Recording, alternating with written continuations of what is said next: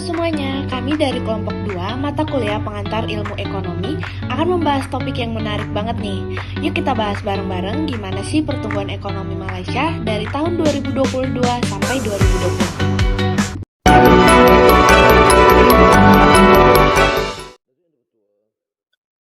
Jadi GDP itu apa sih sebenarnya?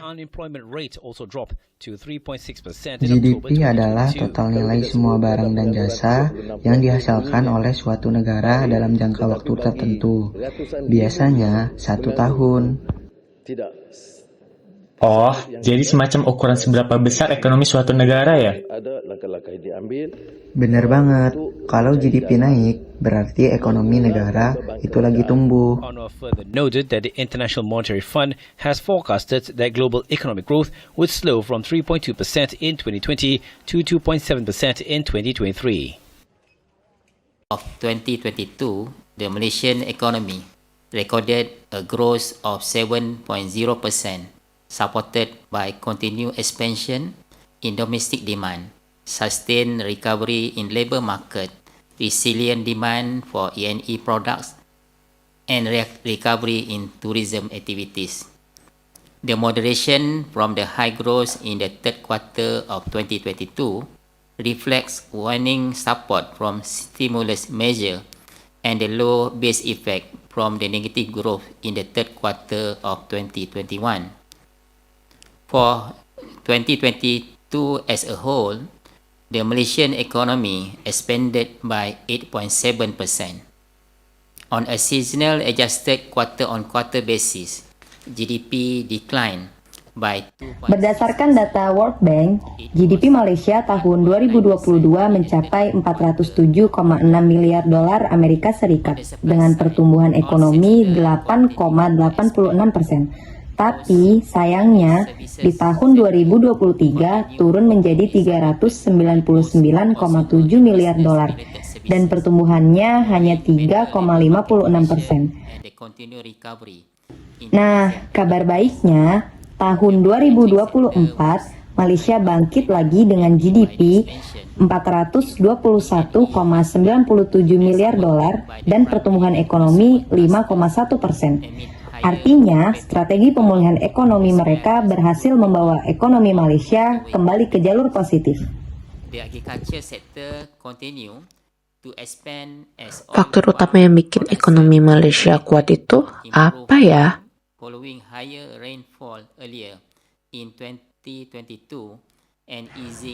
Konsumsi domestik nih, karena yang paling besar pengaruhnya di kuartal 3 tahun 2025.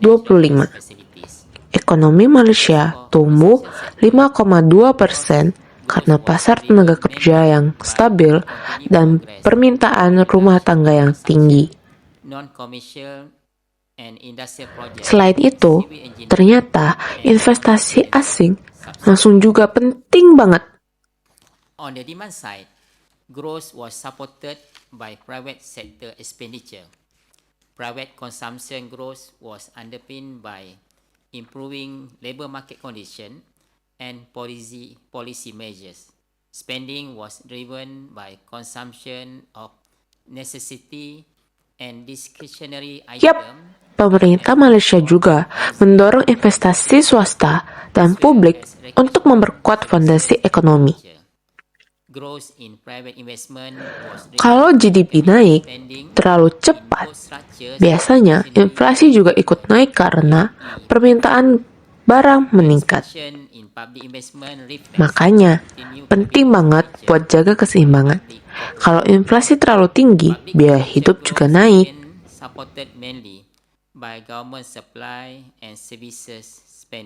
Malaysia berhasil jaga inflasi tetap rendah meskipun GDP-nya tumbuh. Ini artinya ekonomi mereka tumbuh dengan stabil dan biaya hidup terjaga.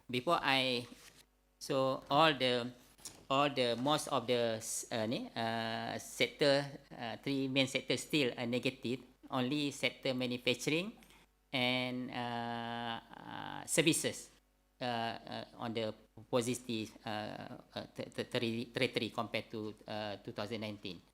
But if we look at the subsector of the services, still subsector that related to the tourism, like accommodation, food and beverages, and also industry that related to the construction activity in the business services also still in the negative territory compared to 2019. What I try to mention is beside the overall growth is strong 8.7, but there are certain subsectors is still below the level of 2019. This also contributed mainly because our inbound travel before the pandemic, we received close to about 80 million received from the inbound travel, but in 2022 we only received about 27 billion.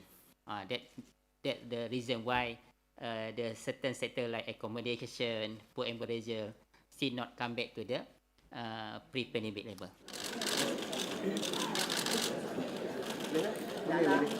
Kalau dibandingin dengan negara kita, negara Indonesia, negara Malaysia itu memang lebih cepat pertumbuhan ekonominya daripada kita.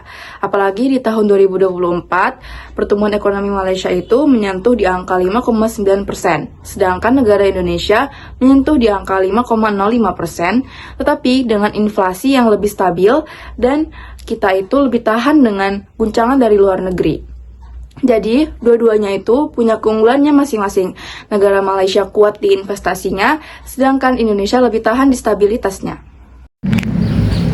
Jadi dapat kita simpulkan, GDP Malaysia memang tinggi. Tapi walaupun GDP-nya tinggi, kita harus apa?